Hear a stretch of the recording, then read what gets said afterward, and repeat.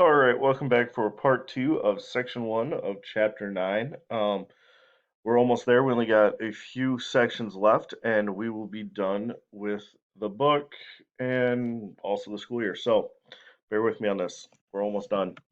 So, causes and effects of Reconstruction. Now, the era following the Civil War would become known as Reconstruction, or the physical, political, and social rebuilding of the South.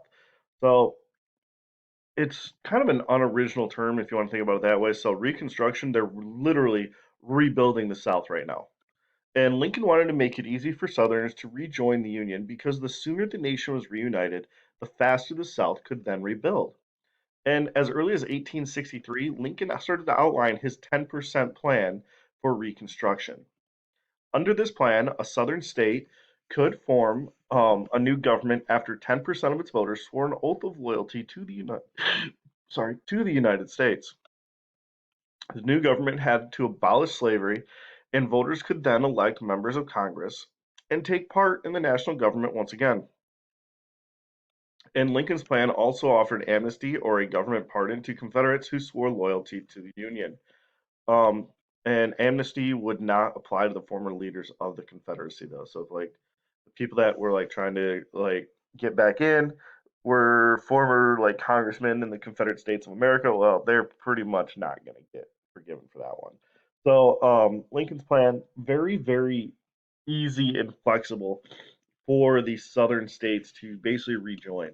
And so it's not going to be super popular. So many Republicans in Congress thought the 10% plan was too generous to the rebels. And in 1864, they passed an alternative plan known as the Wade-Davis Bill. And it required a majority of white men in each southern state to swear loyalty to the Union now.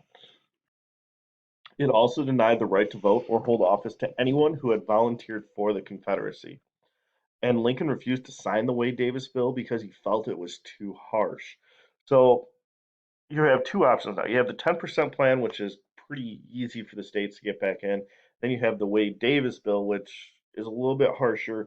So they're going to have to try to find some middle ground.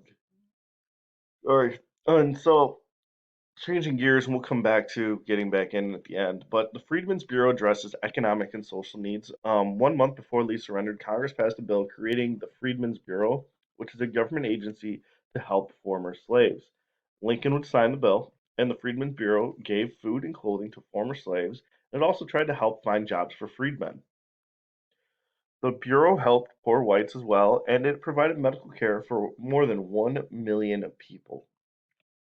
And the Bureau also set up schools for freedmen where grandparents and grandchildren sit side by side in the classroom. And it was kind of unique because these schools are being created, and because these former slaves had never had any form of education, people of all ages would attend school to try to learn how to read and write and get just a basic education that we all take for granted today. And the Bureau laid the foundation for the South's public school system, and it also created colleges for African Americans that would include Howard University, Morehouse College, and Fisk University. These are three of the more famous traditional African American colleges that are also the oldest one, and they're very, very prestigious schools as well. So the thing that's going to kind of throw a wrench in Reconstruction will be President Lincoln would be going to Congress in a couple days to persuade them to accept his Reconstruction plan, but he'll never actually get that chance. On April 14th, 1865, just 5 days after Lee's surrender, President Lincoln attended a play at Ford's Theater in Washington, D.C., where an actor and Confederate supporter named John Wilkes Booth crept in the president's box and shot Lincoln in the head. Now, I've been to Ford's Theater in Washington, D.C., and it's not really that big, believe it or not. And you can see you can't go up into the booth where it actually happened, but you can see from the main area um, the booth that the box that Lincoln was sitting in. And after John Wilkes Booth shot the president, he actually jumped out of the box onto the stage, and that's like a 25-foot drop. And so when that happened, John Wilkes Booth actually broke his ankle.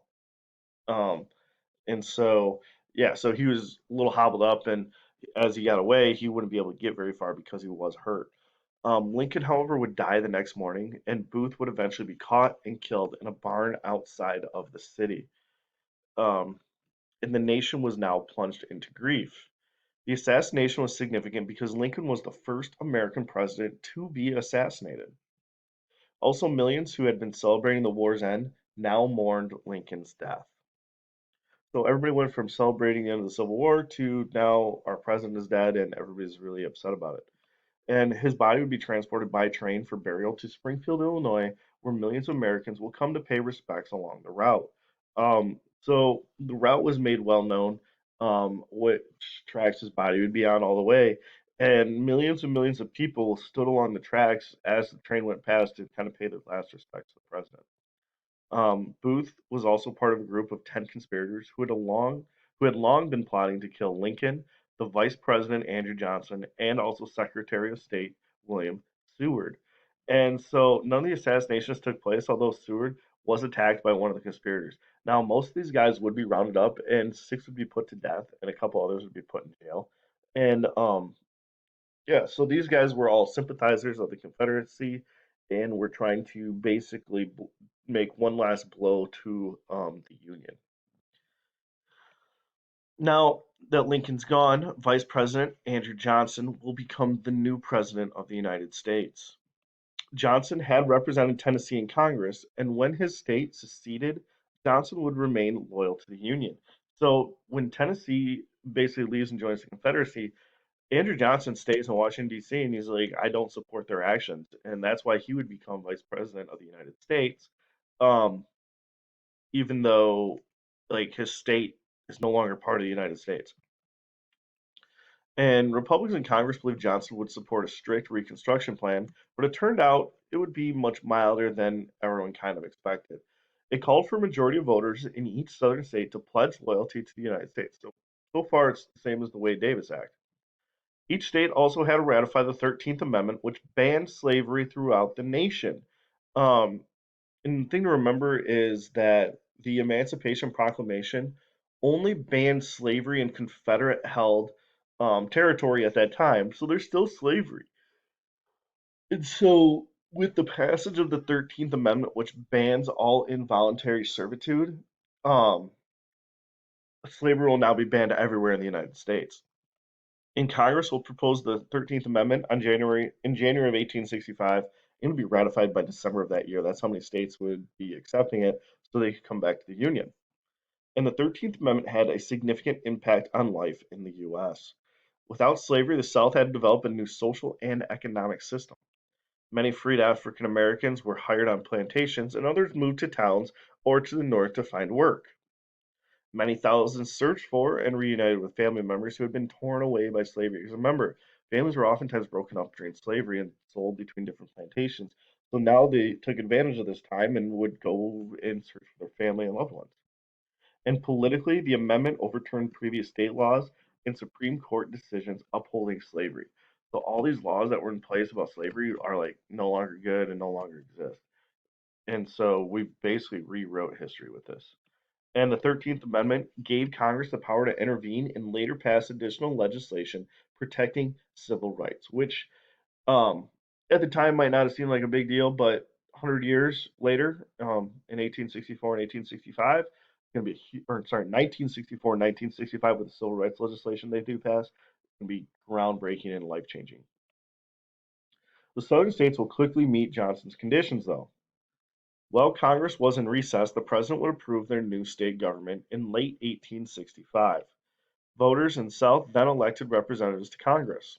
However, many of these elected held office in the Confederacy, and Republicans in Congress were outraged because the men who had led the South out of the Union were being elected to the House and Senate once again. So basically, the people responsible for creating the Confederate States are the ones getting put back into power. And the northern congressmen don't like that idea. And plus, no southern state allowed African Americans to even vote. So a huge population of people never actually got to vote. That's why you're going to see creation of the 14th and 15th Amendment here in this chapter. We'll talk about those. And when the new Congress met, Republicans refused to let Southern representatives serve, and instead they set up a joint committee on Reconstruction to form a new plan for the South. And the stage was now set for a showdown between Congress and the president.